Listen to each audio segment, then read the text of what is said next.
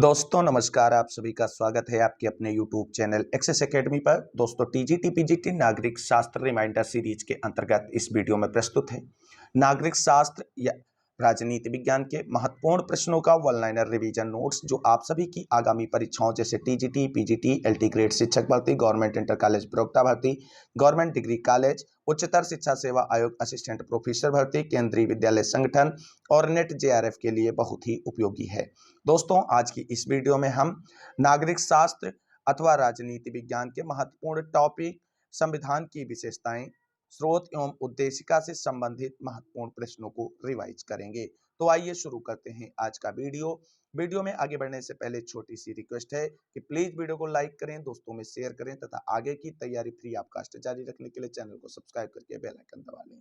तो देखते हैं आज का वीडियो, जिसके अंतर्गत हम पढ़ेंगे भारतीय संविधान की विशेषताओं से संबंधित महत्वपूर्ण प्रश्न और उनके साथ साथ स्रोत एवं उद्देशिका अथवा प्रस्तावना से संबंधित महत्वपूर्ण प्रश्नों को।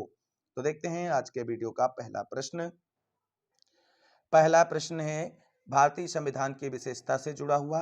तो भारत के संविधान की प्रमुख विशेषता क्या है? तो भारत के संविधान की प्रमुख विशेषता है अंशतः कठोर और लचीलेपन का समन्वय भारतीय संविधान में देखने को मिलता है। अगला प्रश्न है लोक संप्रभुता भारतीय संविधान में है। तो लोक संप्रभुता भारतीय संविधान में संपूर्ण और व्यापक रूप से देखने को मिलती है। अगला प्रश्न है भारतीय संघीय व्यवस्था के विषय में निम्नलिखित कथन सत्य नहीं है। तो भारतीय संघीय व्यवस्था के बारे में जो कथन सत्य नहीं है वो है राज्य सभा में राज्यों का समान प्रतिनिधित्व। ऐसा कोई प्रावधान भारतीय व्यवस्था में देखने को नहीं मिलता है। जहां उत्तर प्रदेश राज्य को राज्यसभा में सर्वाधिक प्रतिनिधित्व प्राप्त है, वहीं अन्य छोटे राज्यों को कम प्रतिनिधित्व प्राप्त है। अगला प्रश्न है संसदात्मक शासन, मौलिक अधिकार, दोहरी नागरिकता तथा लिखित संविधान में से भारतीय संविधान की विशेषता नहीं है। तो भारतीय संविधान की विशेषता में संसदात्मक शासन व्यवस्था अपनाई गई है, मौलिक अधिकारों का भी विस्तृत वर्णन देखने को मिलता है और भारतीय संविधान लिखित संविधान है जो विश्व का सबसे बड़ा और विस्तृत संविधान भी है। वहीं दोहरी नागरिकता की बात की जाए तो भारतीय संविधान की विशेषता के अंतर्गत ये नहीं आती है। दोहरी नागरिकता का तात्पर्य उस नागरिकता से होता है ऐसे देश जो प्रांतों और केंद्र के द्वारा अलग अलग नागरिकता अपने नागरिकों को प्रदान करते हैं, उसे दोहरी नागरिकता कहते हैं। अगला प्रश्न है दोहरा शासन, संसद की सर्वोच्चता, संघ की अक्षुण्णता तथा राज्यों की अक्षुण्णता में से भारतीय राजनीतिक व्यवस्था के संबंध में असत्य कथन कौन सा है? असत्य अथवा गलत कथन कौन सा है? तो संसद की सर्वोच्चता तथा राज्यों की अक्षुण्णता जो है वो भारत में संविधान सर्वोच्च है, संसद सर्वोच्च नहीं है। ना तो राज्यों की अक्षुण्णता सर्वोच्च है, बल्कि भारत में संविधान सर्वोच्च है और राज्य विनाशशील हैं, अर्थात राज्यों के अस्तित्व में परिवर्तन भारतीय संविधान के अनुसार किया जा सकता है। अगला प्रश्न है जो कथन और कारण से जुड़ा हुआ है। कथन है संविधान द्वारा भारत को जानबूझकर फेडरेशन ऑफ स्टेट अर्थात राज्यों का संघ के बजाय यूनियन ऑफ स्टेट अर्थात संघीय राज्य कहा गया है। दूसरा कथन है संविधान निर्माताओं की दृष्टि में यूनियन शब्द एक विशेष प्रकार के फेडरेशन का भाव दर्शाता है।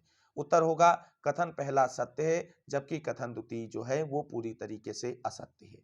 अगला प्रश्न है भारतीय संघवाद को एक धारित किया हुआ फेडरेशन के रूप में न कि एक साथ आने वाले फेडरेशन के रूप में वर्णित किया गया है। यह कथन किसका है? तो यह कथन पी वर्धन का है। अगला प्रश्न किसने कहा था कि भारतीय संघवाद एक नए प्रकार का संघ है, अपनी विशिष्ट आवश्यकताओं को पूरा करने वाला है? तो ये कथन ग्रेनविले ऑस्टिन का है। अगला प्रश्न है किसने यह दृष्टिकोण व्यक्त किया था कि भारतीय संविधान समय तथा परिस्थितियों की आवश्यकता अनुसार एकात्मक एवं संघात्मक दोनों है? तो ये कथन जेनिंग्स महोदय का है। अगला प्रश्न है भारतीय संघीय व्यवस्था केंद्र मुखी क्यों है? तो भारतीय संघीय व्यवस्था केंद्रमुखी है क्योंकि संपूर्ण भारत के लिए केवल एक ही नागरिकता का प्रावधान है। आपातकाल में केंद्र की शक्ति बहुत बढ़ जाती है तथा संसद राज्यों के क्षेत्रों का पुनर्वितरण या पुनर्गठन कर सकती है। अगला प्रश्न देखते हैं। अगला प्रश्न है भारत के संविधान में फेडरल शब्द कहाँ वर्णित है? तो भारत के संविधान में फेडरल शब्द कहीं भी वर्णित नहीं है। अगला प्रश्न है भारतीय संविधान को अर्धसंघीय संविधान किसने कहा है? तो केसी हुयर ने भारतीय संविधान को अर्धसंघीय संविधान की संज्ञा दी है। अगला प्रश्न है, भारतीय संघ को पैरामाउंट फेडरेशन अर्थात परम संघ किसने कहा है? तो भारतीय संघ को पैरामाउंट फेडरेशन अर्थात परम संघ के संथानम ने कहा है। अगला प्रश्न है, भारतीय संघीय प्रणाली की प्रमुख विशेषताएं कौन सी हैं? तो भारतीय संघीय प्रणाली की प्रमुख विशेषताएं हैं शक्तियों का बंटवारा, स्वतंत्र न्यायपालिका तथा लिखित संविधान। अगला प्रश्न है, समाजवाद, श्रेणी समाजवाद, व्यक्तिवाद तथा श्रमिक संघवाद में से किस एक को अहस्तक्षेप का सिद्धांत भी कहा जाता है? तो व्यक्तिवाद को अहस्तक्षेप का सिद्धांत भी कहा जाता है। अगला प्रश्न है, भारतीय संविधान की कौन सी विशेषता नहीं है? तो भारत के राष्ट्रपति द्वारा राज्यपाल की नियुक्ति जो है वो भारतीय संविधान की संघीय विशेषता नहीं है। अगला प्रश्न है, भारत एक गणतंत्र है, इसका अर्थ क्या है? तो भारत एक गणतंत्र है, इसका अर्थ होता है कि वंशानुगत शासक नहीं है, अर्थात जो शासना अध्यक्ष है उसका चयन या निर्वाचन होता है, इसलिए भारत एक गणतंत्र देश है। भारत एक गणराज्य है क्योंकि भारत में राजाध्यक्ष अर्थात राष्ट्रपति का निर्वाचन होता है। अगला प्रश्न है, किस व्यवस्था की विशेषताओं को भारत के संविधान में सम्मिलित किया गया है? तो संघीय एवं एकात्मक दोनों व्यवस्थाओं को भारतीय संविधान में सम्मिलित किया गया है। संविधान के अनुसार भारत क्या है? तो संविधान के अनुसार भारत राज्यों का एक संघ है। भारतीय संविधान को वकीलों का स्वर्ग किसने कहा है? तो भारतीय संविधान को वकीलों का स्वर्ग जेनिंग्स महोदय ने कहा है। भारतीय संघ अधिक से अधिक अर्ध संघ है, यह कथन किसका है? तो यह कथन केसी व्हीयर का है। अगला प्रश्न है, एक कठोर संविधान कौन होता है? तो एक कठोर संविधान वह संविधान होता है जिसे सामान्य विधि निर्माण प्रक्रिया की विधि से भिन्न विधि से संशोधित किया जा सके। अगला प्रश्न है, भारत के संविधान ने अमेरिका की न्यायिक सर्वोच्चता प्रणाली और इंग्लैंड के संसदीय सर्वोच्चता के सिद्धांत के बीच आश्चर्यजनक रूप से एक मध्यम मार्ग खोज निकाला है, यह कथन किसका है? तो यह कथन दुर्गादास बसु का है। अगला प्रश्न है, एक संसदात्मक सरकार में कार्यपालिका व्यवस्थापिका के प्रति उत्तरदायी होती है। अगला प्रश्न है, संसदात्मक सरकार की विशेषता नहीं है। तो संसदात्मक सरकार कार्यपालिका का जो है निश्चित कार्यकाल होता है, ऐसा जो है संसदात्मक सरकार की विशेषता नहीं है। अब देखते हैं भारतीय संविधान के स्रोतों से जुड़े हुए महत्वपूर्ण प्रश्नों को। पहला प्रश्न है, संघ द्वारा राज्यों को आदेश देने का विचार भारत के संविधान निर्माताओं ने कहां से प्राप्त किया है? तो भारतीय 1935 के भारत सरकार अधिनियम से भारतीय संविधान निर्माताओं ने संघ द्वारा राज्यों को आदेश देने का विचार जो है प्रदान किया है। और भारतीय संविधान पे अगर सर्वाधिक प्रभाव किसी का पड़ा है तो भारत सरकार अधिनियम 1935 का ही पड़ा है। अगला प्रश्न है, भारत की संघात्मक व्यवस्था में शक्ति विभाजन संबंधी 3 सूचियां कहां से ली गई हैं? तो वो भारतीय शासन अधिनियम 1935 से ही ली गई हैं, जिसमें संघ सूची, राज्य सूची और समवर्ती सूची का प्रावधान किया गया है। अगला प्रश्न है, भारत में राष्ट्रपति राज्य के राज्यपाल को नियुक्त करने के लिए प्राधिकृत है, तो कनाडा के प्रतिरूप पर प्राधिकृत किया गया है। भारतीय संविधान के बारे में क्या कहा जाता है? तो भारतीय संविधान के बारे में कहा जाता है कि यह एक उधार का झोला अर्थात थैला है। हालांकि ये कहावत भारतीय संविधान के बारे में 100% चरितार्थ नहीं होती है, क्योंकि हमने बहुत सी चीजों को अन्य देशों के संविधानों से ग्रहण जरूर किया है, लेकिन हूबहू उनकी नकल करते हुए अपने संविधान में उसे नहीं उतारा गया है, जबकि अपने देश की परिस्थितियों के अनुसार उसमें संशोधन और परिवर्तन करते हुए सम्मिलित किया गया है भारतीय संविधान में। अगला प्रश्न है, भारतीय संविधान में संघ में अवशिष्ट शक्तियां निहित किए जाने में किसके नमूने को अपनाया गया है? तो कनाडा के नमूने को अपनाया गया है।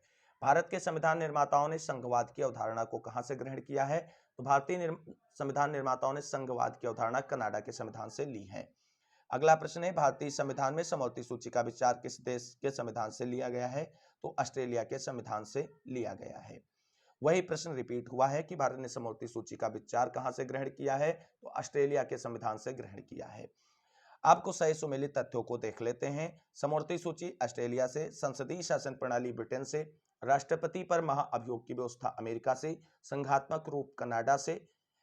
अगला प्रश्न देखते हैं, भारत के संविधान निर्माताओं ने राजनीति के निदेशक सिद्धांतों के अवधारणा को किस देश से ग्रहण किया है? तो आयरलैंड के संविधान से ग्रहण किया गया है।